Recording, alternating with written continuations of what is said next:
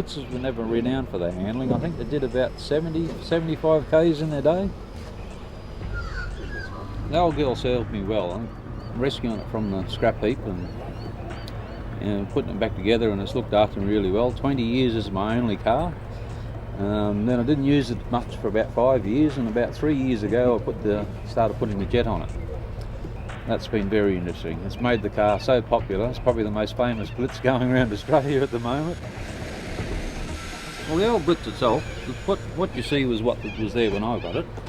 And I figured I'm going to use this, was going to be my only car. I never had any cars in that day. Also I put all HT Holden gear in it. But everyone asks, what chassis did you put it on? But it's all Blitz chassis, Blitz springs. I've just taken half the springs out to make the spring rating the same as the Holden axle and bearings, so you don't overload it, and rides a little bit better. About 3 years ago, then I decided I'm looking for something else to do a jet engine. I've built a jet engine motorbike. I've rode Chevy V8 bikes for over 20 years with supercharged 327 Chev in it. I go to the jet engine motorbike and realise I've bit off a little bit more than I can chew. 3,800 horsepower of Macchi fighter jet engine and a motorbike, sort of, it's got me a bit worried. Stopped work halfway through it, 3/4 of the way through it, and so my old Blitz truck. It's the most popular thing around Darwin. Everyone remembered it, and I thought it could be a hot rod yet.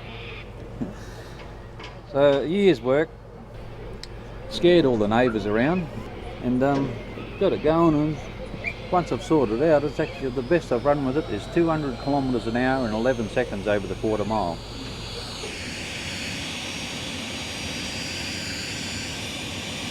So it's sorted out pretty well and become pretty popular. I've got to the stage where I'm going to about 30 shows a year all over the country. Everything from the big Avalon Air Show to about 5 rounds of the V8 touring cars.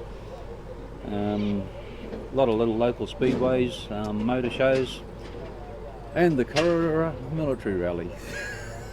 We've ended up just about burnt the town down. Sound like gas cylinders. How much it is? How much it is?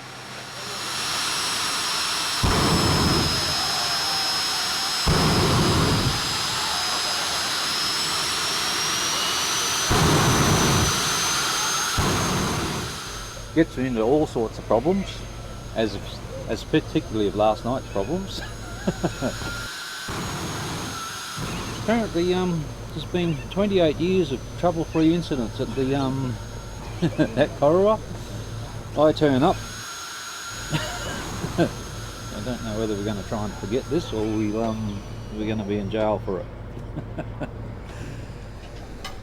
The engine is Rolls-Royce Viper 202 turbojet, 2,400 pounds thrust. That's approximately 3,500 horsepower. Run on Jet A1, the compression ratio of about 6:1. Now these are a 1963 engine. Everything progressed with jet engines about the same speed and history as our piston engines. Back in the 60s, most of our cars were about 6:1 compression.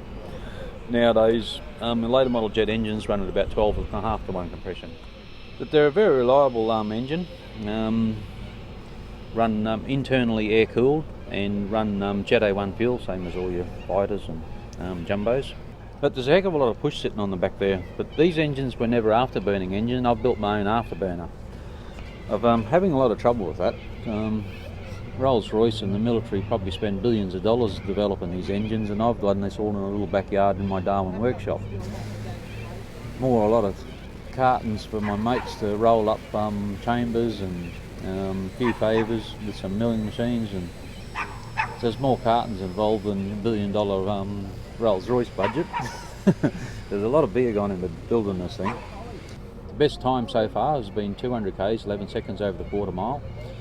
But it all makes that in the top end of the track, the last half of the track. It's a bit slow off the line, but the last top end of the track will absolutely lay you back in the seat.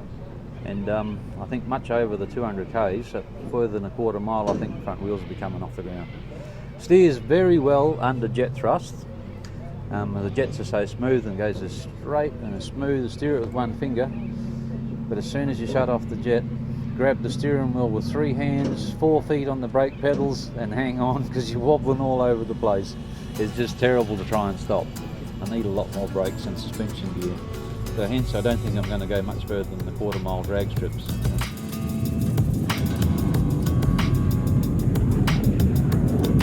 Yeah, the rockets along. There's a lot more top end there if you had an open space, but I think I'll be jumping out the window before I go much faster than that.